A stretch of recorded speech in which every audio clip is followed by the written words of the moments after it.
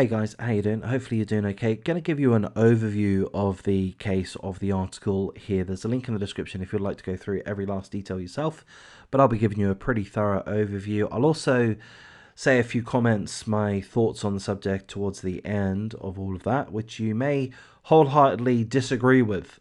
So we'll find out. And there's a link in the description if you do appreciate the coverage of this topic. Please do like, comment, subscribe, share the video as you see fit. So as we see from the headline, a mother has been arrested for selling her five-day-old boy for just under £3,000.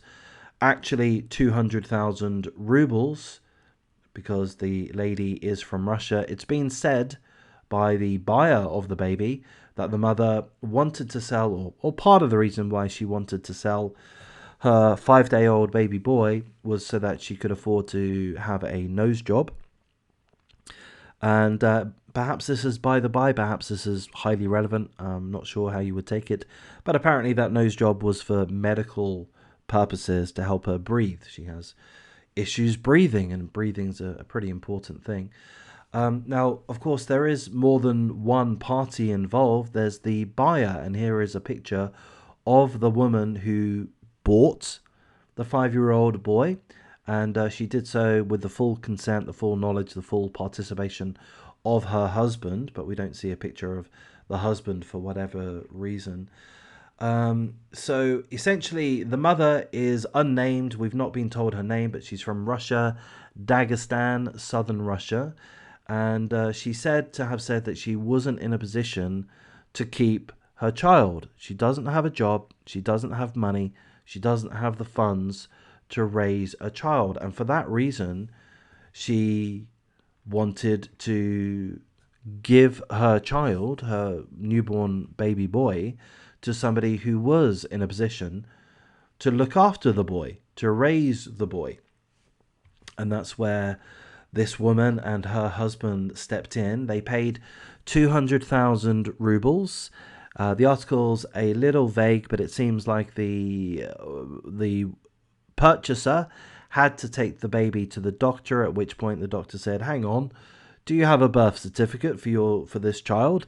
And the purchaser, this woman here, had to go back to the mother saying, hey there, can you please give me the birth certificate? At which point the mother said, yes, I can. However, it's going to cost you another 100,000 rubles, another approximate £1,500. So there's that. But all up, the mother sold her son because she didn't have a job, she didn't have a place to live, she didn't have any money. She was not in a position to look after her son, certainly not on an ongoing basis. And the police have got involved and have arrested all parties. So we're a little bit vague as to what charges have been laid. It's an ongoing investigation. So the article isn't really telling us too much about who currently is in possession of the child, who's the guardian of the child currently, or what charges are to be laid. And this is pretty much as I can tell you. So it's an ongoing investigation. No one knows what's going to happen. So there's that case there. And as I say, there is a link in the description if you'd like to go through things more thoroughly.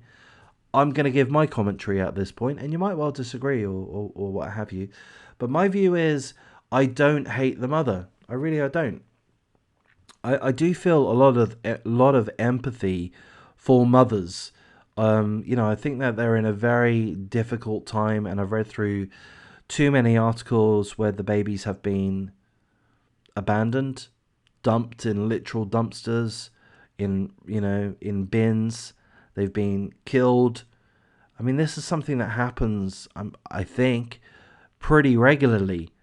That mothers, and it's not just young mothers. It's not just because there are teenagers. There are adult women that give birth, that perhaps have had a pregnancy that they've kept secret for the full duration of the pregnancy. Perhaps they've given birth alone or with minimal people involved, and then they've subsequently either abandoned or immediately killed the child.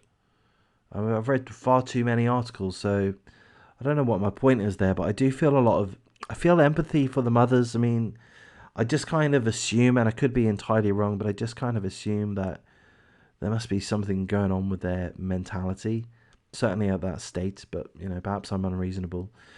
To me, I don't know what the options are in Russia as to whether or not, if you have a child and you don't feel you're in a position to raise the child, you don't have the means to look after the child adequately. I don't know what the options are in regards to adoption or such. I would presume that there are adequate adoption procedures, which I would presume this mother really ought to have followed, so that she is within the law, and also that's to ensure that that her child is given to a vetted couple. So yeah, she's wrong for doing that. This case has been described as an aspect of human trafficking, and my feeling is that that's not a term that I'm entirely comfortable with if the buyers were of genuine intent. I mean, if they were genuinely purchasing the baby because they wanted a child to raise, and not for any ill purposes, slavery or to further sell the baby to at a profit or anything weird or untoward. I don't know. I just feel that the mother isn't necessarily completely evil. She seems to have had the child's interests in mind. Arguably not the total priority, but she seems to have felt that the child would have been better served being with other parents. So I don't know. I don't hate this situation. Anyway, that's my feeling. But I come from a point of ignorance. I've not thought deeply on this subject. Perhaps I'm missing some key elements. And you're more than welcome to attempt to correct me in the comments. But I'm going to wrap things up at this point. I mean, thankfully, as far as we're aware, and this is a presumption on my part, thankfully the baby boy is safe, we presume.